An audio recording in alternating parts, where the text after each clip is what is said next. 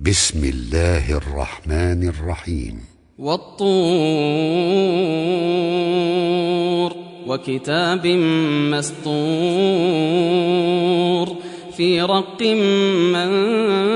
منشور والبيت المعمور والسقف المرفوع والبحر المسجور إن عذاب ربك لواقع ما له من دافع يوم تمور السماء مورا وتسير الجبال سيرا فويل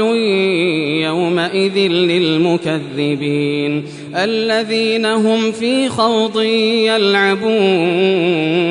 يوم يدعون إلى نار جهنم دعا هذه النار التي كنتم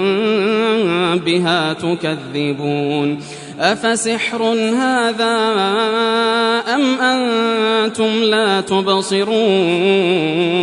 اصلوها فاصبروا أو لا تصبروا سواء عليكم إنما تجزون ما كنتم تعملون إن المتقين في جنات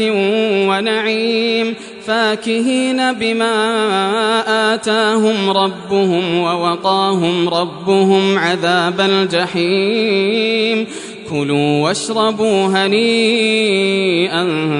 بما كنتم تعملون متكئين على سرر مصفوفة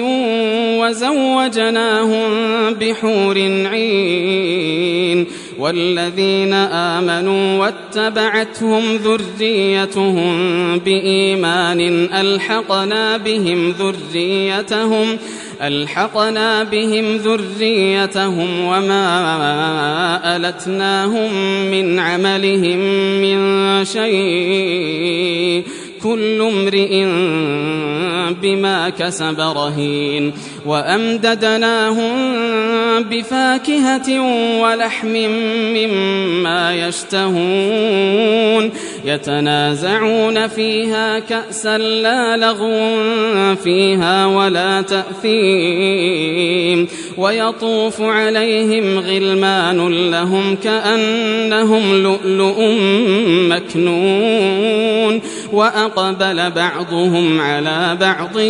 يتساءلون قالوا إنا كنا قبل في أهلنا مشفقين فمن الله علينا ووقانا عذاب السموم إنا كنا من قبل ندعوه إنه هو البر الرحيم فذكر فما أنت بنعمة ربك بكاهن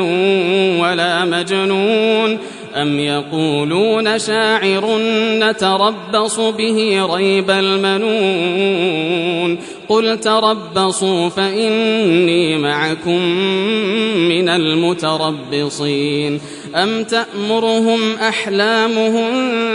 بهذا أم هم قوم طاغون أم يقولون تقوله بل لا يؤمنون فليأتوا بحديث مثله إن كانوا صادقين أم خلقوا من غير شيء أم هم الخالقون أم خلقوا السماوات والأرض بل لا يوقنون أم عندهم خزائن ربك أم هم المسيطرون أم لهم سلم يستمعون فيه فليأت مستمعهم